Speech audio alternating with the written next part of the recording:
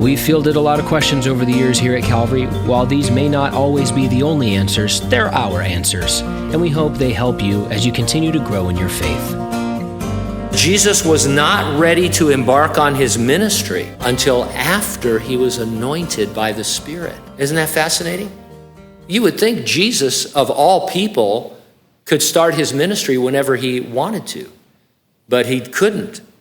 This is off topic a little bit, but we need to acknowledge that Jesus did no healing, no exorcism, no raising from the dead for 30 years that he was on the earth. I know for a while he was a little kid, but I mean, basically for his whole life up until he was 30, he didn't do anything. Some people say, oh no, there's stories about him doing, little birds got hurt and he would heal the bird and stuff like that.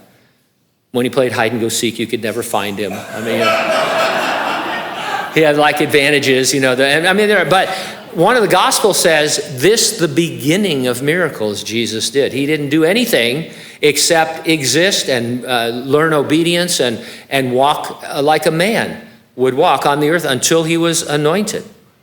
And sure, it would benefit a lot of people. How many people did Jesus overlook? How many people died? How many people weren't healed? How many devils didn't get cast out of people?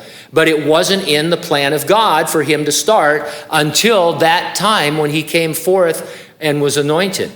Okay, so we can't assume anything. God has a handle on things that we have no idea. Jesus would not have been able to do the things he did had he violated, the waiting order and did some things on the side. And one thing, people were always looking at Jesus and saying things like, isn't this the carpenter's son? Who is this guy, right? Why? Because he did nothing and then he did everything. All of a sudden, he was anointed with the Holy Spirit, and everywhere he went, hundreds of people were healed. Devils were cast out. People were raised from the dead, and it was blowing everybody's mind. Not just that he was doing it, but that he was doing it. And he hadn't done anything like that for years and years and years.